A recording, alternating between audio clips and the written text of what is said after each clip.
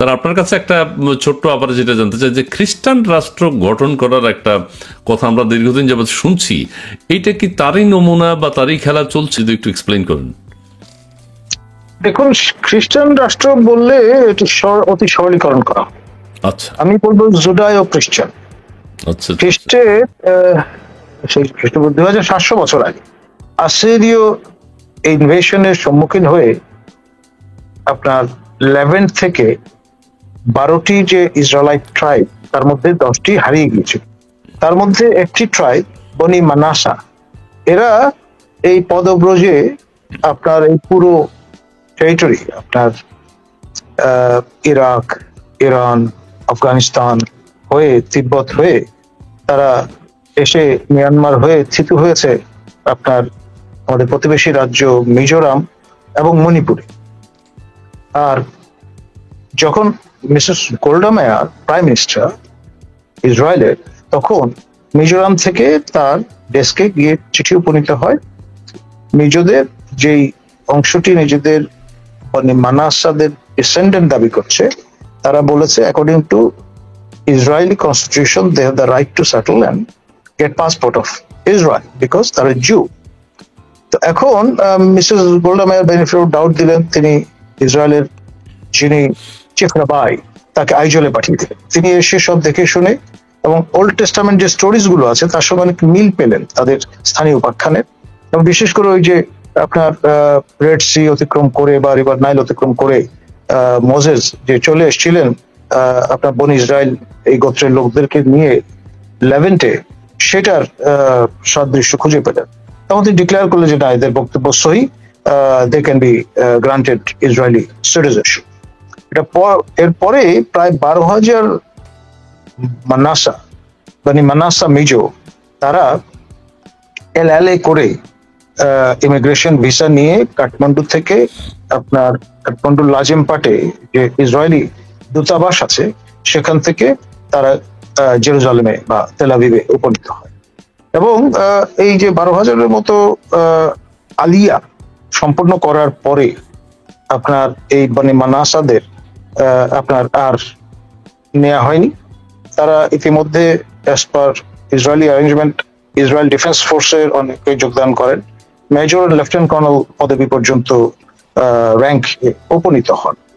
এবং তার সূত্র ধরে এবার যে গাজা ক্রাইসিস দেখা দিল বা আপনার লেবাননে ফ্রন্টে যে যুদ্ধ হলো, সেখানে মানাসা কনস্ক্রিপ্টরা ভারত থেকে ইসরায়েলে গিয়ে উপনীত হয়েছিলেন এবং কাঁধে কাঁধ মিলিয়ে তারা যুদ্ধ করেছে এবং তারা সংখ্যায় কিন্তু কম নয়।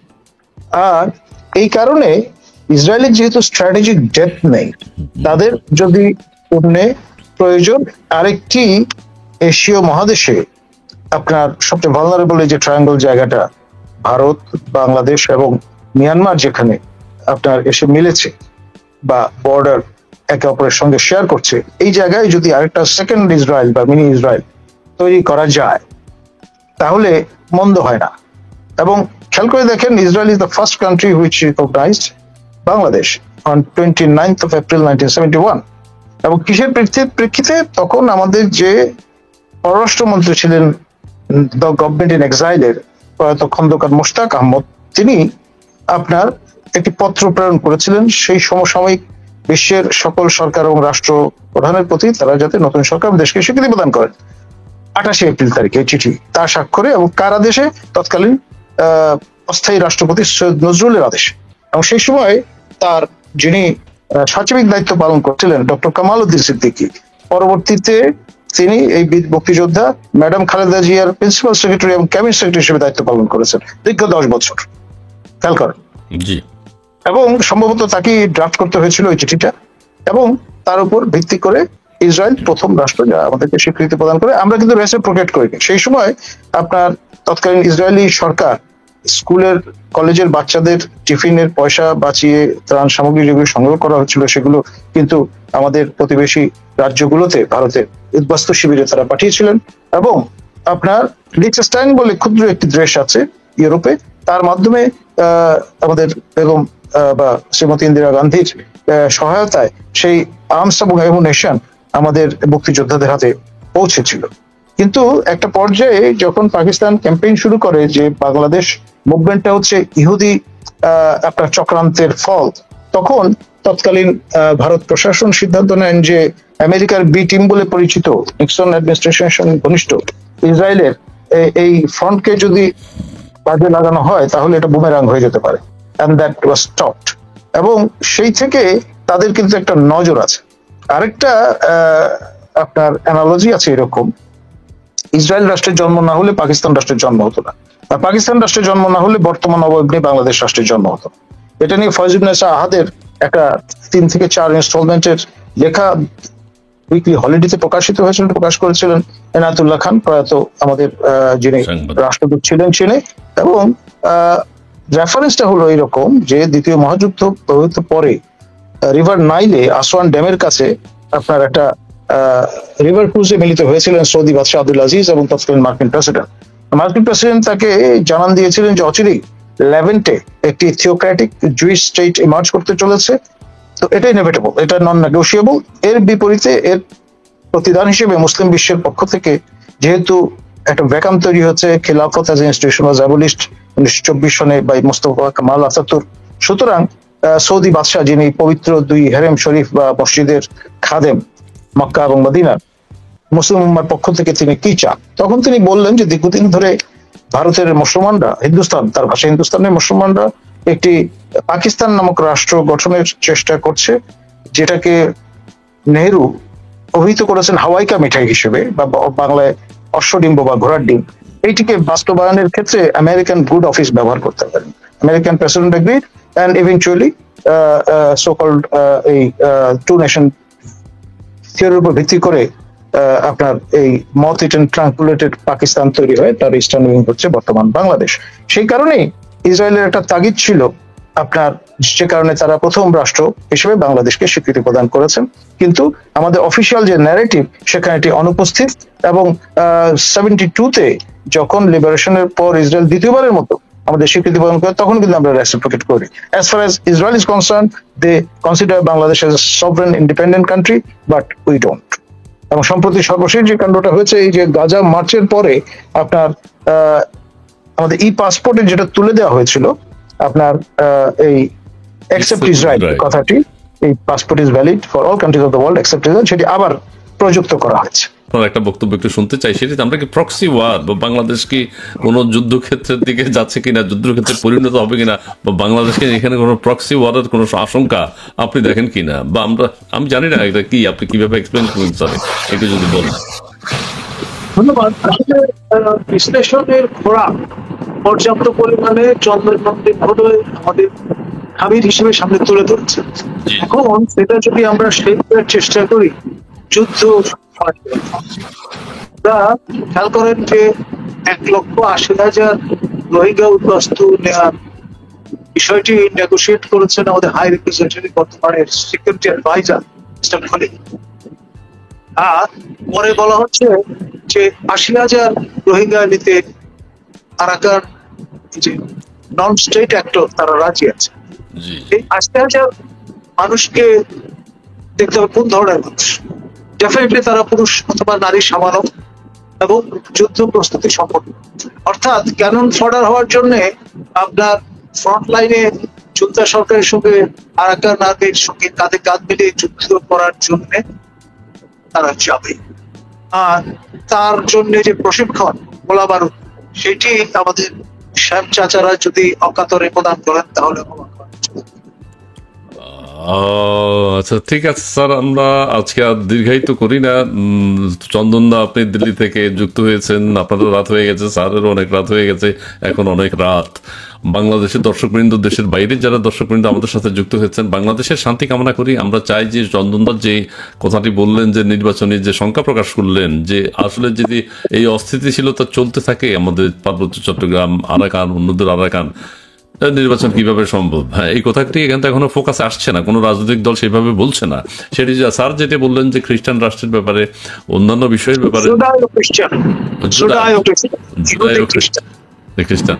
হ্যাঁ, এটাও যদি এগুলো যদি বাস্তবায়িত হয়, এগুলোর জন্য যে কথা এখন বাজারে এসছে, সবার কানে কানে যে কথাগুলো এখন বাজছে, এটা কিন্তু একটা শঙ্কার বিষয়। তো আমরা চাই বাংলাদেশ সেনাবাহিনীর পক্ষ থেকে আমাদেরকে কোনো সঠিক নির্দেশনা দেওয়া হোক, সরকারের পক্ষ থেকে বলা হোক আসলে কি ঘটছে। স্যার, আপনার কাছে ছোট্ট করে একটা জানি, শুধু আমাদের মুক্তিযুদ্ধ বা শহীদ বা বুদ্ধিজীবী কবরস্থান, এটাতে কি কোনো আক্রমণ শিকার হয়েছে, কোনো আক্রান্ত হয়েছে কবরস্থান? আপনি যদি একটু বলেন, অনেক দর্শক জানতে চাচ্ছে কিন্তু আমি ক্লিয়ার না। এটা সংক্ষিপ্ত ভাবে বলে আপনার কাছ থেকে আমরা রাখাইন আমাদের পার্বত্য চট্টগ্রামে যাব। জি স্যার, একটু শহীদ বুদ্ধিজীবী আমি ক্লিয়ার না।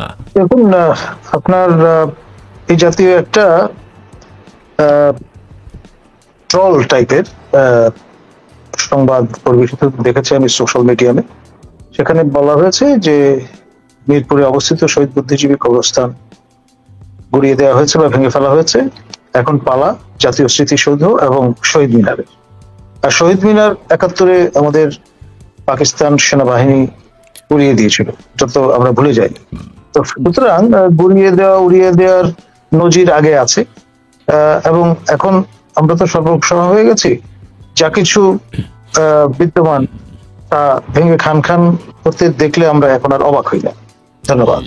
আচ্ছা আচ্ছা, ঠিক আছে স্যার, সংক্ষিপ্তভাবে জানলাম। এখন ওই যে চন্দনদা যে কথাগুলো বললেন, পার্বত্য চট্টগ্রাম নিয়ে বাংলাদেশের মানুষ উদ্বিগ্ন। আরাকান আর্মি বাংলাদেশে প্রবেশ করেছে এবং তাদের ফ্ল্যাগ আমরা দেখেছি, ওখানে বাংলাদেশের বিজিবি ছিল। সেখানে মানুষের যে কথাগুলো ঘুরে বেড়াচ্ছে যে আরাকান আর্মি বাংলাদেশে ঢুকেছে এবং বাংলাদেশের চট্টগ্রাম অঞ্চলে আরাকান স্টেট সহ বাংলাদেশের পার্বত্য চট্টগ্রাম সহ একটা কিছু ঘুরতে যাচ্ছে, কিন্তু কোনো প্রতিষ্ঠান থেকে আমরা বাংলাদেশ সেনাবাহিনী অথবা সরকারের কোনো কর্মকর্তাদের কাছ থেকে সেগুলোর কোনো সত্যতা পাইনি বা কোনো বক্তব্য দেননি।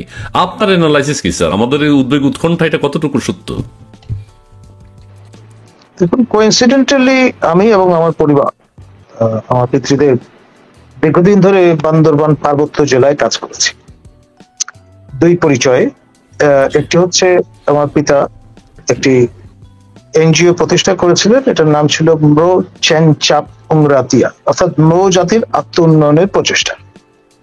তার মৃত্যুর পর আমি সভাপতি হিসেবে দায়িত্ব পালন করেছি, পরবর্তীতে উপদেষ্টা রূপান্তরিত হয়েছে। এক,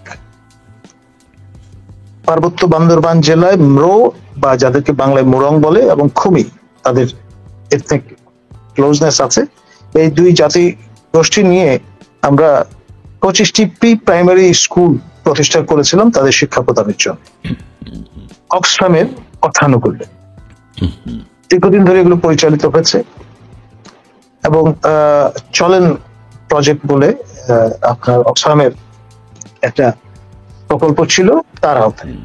যাই হোক, আপনার এই বাদে রাবার চাষ প্রকল্পে আমার পিতৃদেবের একটি আগ্রহ ছিল। 25 একর জায়গা নিয়ে প্রথমে ঘুমধুম মৌজা, যেটি আপনার কক্সবাজার দিয়ে যাওয়ার পথে পরে টেকনাফের দিকে কচুবুনিয়ার কাছে, পরবর্তীতে সেখান থেকে শিফট করে আপনার সুয়ালক মৌজা, যেটি গেটওয়ে টু বান্দরবান প্রপার, অর্থাৎ এখানে সর্বশেষ যে মৌজাটি আছে সাতকানিয়া চট্টগ্রামের বাজালিয়া, তারপরেই সুয়ালক মৌজা, সেখানে নৌ আবাসিক স্কুল আছে। এইখানে 25 একর জায়গা নিয়ে রাবার চাষের একটা উদ্যোগ পিতৃদেব নিয়েছিলেন। এটা পরবর্তীতে আমরা অ্যাবান্ডন করি, কৃষি ব্যাংকের থেকে যে লোন ছিল সেটা পরিপূর্ণভাবে শোধ করে দেই এবং এটির একটি অংশ আমরা ম্রোচেট চাপুংরাতে অর্থাৎ ম্রোচেটকে হ্যান্ড ওভার করে দিয়েছিল। তো যাই হোক, এই কারণে সরেজমিনে বাংলাদেশের যে হাইয়েস্ট অল্টিটিউড টেরেন বান্দরবান জেলায় আমার পদাঙ্ক প্রায় সর্বত্র পড়েছে। তো ফলে আমাদেরই এই ম্রোচেটের একজন শিক্ষার্থী, তিনি পরবর্তীতে থানসি যে ইউনিয়ন সেখানের চেয়ারম্যান হয়েছিলেন, খামলাই ম্রো। এখন এই যে জলকেলি উৎসবটা হলো 10 কিলোমিটার অভ্যন্তরে আপনার বাংলাদেশের টেরিটরির মধ্যে, সেখানে আরাকান আর্মির সদস্যরা যুক্ত হয়েছিলেন এবং এটা কিন্তু আপনার এই থানসি অঞ্চলে, থানসির যিনি স্থানীয় সরকার প্রতিনিধি কোইন্সিডেন্ট তিনি জানতেন না, তিনি সেখানে উপস্থিত হয়েছিলেন এবং পরে অস্বস্তিতে পড়েছিলেন। এখন 10 কিলোমিটার অভ্যন্তরে আপনার ইন্টারন্যাশনাল যে বাউন্ডারি তার মধ্যে চলে আসলে পাসপোর্ট ভিসা ছাড়া এবং উর্দি পরে, এবং আমাদের এখানে যারা সীমান্ত রক্ষার দায়িত্বে নিয়োজিত বর্তমানে বিজিবি, তারা যদি আপনার একটা এমন নজর ঘুরিয়ে রাখে যে আমি দেখেও দেখলাম না, তখন ব্যাপারটা কি দাঁড়ায়? আমরা we are ready to tolerate and ignore. তার মানে এক ধরনের কনাইভেন্সের বিষয়, মানুষ সুযোগ পেলে আঙ্গুল তুলে দেখাবে, এটাই স্বাভাবিক। এখন এইরকম একটি অবস্থা, এবং সাঙ্গু নদী বা শঙ্খ নদী এর মধ্যে দিয়ে গেছে আপনার একেবারে যতটুকু অ্যাক্সেসেবল হয়। এখন না হয় রাস্তাঘাট হয়েছে, একটা সময় ছিল শুধুমাত্র নদী পথেই আপনার যেতে হতো আপনার গহীন। এই ব্যাপারগুলো আপনি রিকনসাইল করবেন কি করে, জাস্টিফাই করবেন কি? সামগ্রিকভাবে রিড্রয়িং অফ দ্য গ্লোবাল ম্যাপের অংশ হিসেবে একেবারে টেস্ট কেস হচ্ছে আপনার এই বাংলাদেশ, ভারত, মিয়ানমার সীমান্তবর্তী অঞ্চলগুলো। আপনার পার্বত্য চট্টগ্রাম জনসংহতি সমিতি, তারপরে আপনার তৌহিদ কিশোর, আপনার ইপিডিএফ, এবং তারপরে সর্বশেষ কেএনএফ আমাদের নাথান বমের নেতৃত্বে যা কিছু আমরা দেখেছি পরিদৃষ্ট হতে অন দ্য গ্রাউন্ড। এবং এখানে দীর্ঘদিন ধরে নতুন একটি ধর্ম কিন্তু প্রবর্তিত হয়েছে, ট্রামা। It's a combination of Judaism, Christianity and Buddhism. এবং এই অঞ্চলের এই যে বোমাং সার্কেল, যেটি পেগু ডাইনেস্টির ডিসেন্ডেন্টেরা, 500 বছর পুরনো ডাইনেস্টি, আপনার এদের কোট অফ আর্মস আছে, এবং সবচেয়ে বড় সার্কেল এটা মং সার্কেল, চাকমা সার্কেল এবং বোমাং সার্কেল। বোমাং সার্কেল সবচেয়ে বড়, এটা পুরো পার্বত্য বান্দরবান জেলা এবং রাঙ্গামাটির প্রিয় অংশ নিয়ে গঠিত। এখন এই যে বোমাং রাজারা, তারা আপনার তাদেরই কাজিন বা আপনার আত্মীয় স্বজন মং সার্কেলে তারা রুল করেন, এবং তারাও কিন্তু মারমা। মং সার্কেল এবং বোমাং সার্কেলের নিপতিবৃন্দ মারমা, শুধুমাত্র চাকমা সার্কেলের নিপতি তারা চাকমা। এবং চাকমা রাজা 71-এ হি অপটেড ফর পাকিস্তান, চলে গিয়েছিলেন, পরবর্তীতে দেহত্যাগ করেন। পুরোটা সময় মানে ফ্রম 71 অনওয়ার্ড তিনি পাকিস্তানের রাষ্ট্রদূত হিসেবে লাতিন আমেরিকা, চিলি এবং অন্যান্য দেশে দায়িত্ব পালন করেছেন। তারই পুত্র দেবাশিস রায় এখন কিন্তু সার্কেল চিফ বা রাজা বাংলাদেশ। এবং জিয়াউর রহমানের ক্যাবিনেটে তাদের রানী মাতা বিনীত রয়, তিনি কিন্তু মন্ত্রীর মর্যাদায় অধিষ্ঠিত ছিলেন। স্যার একটু যদি বলি, আমরা চৌধুরী উৎকণ্ঠা যেটি, স্যার এটি কি মানে আমাদের যে উৎকণ্ঠা, সেটা কি সত্য কিনা? আমরা কি আসলে ভাববো কিনা আমাদের পার্বত্য চট্টগ্রাম নিয়ে?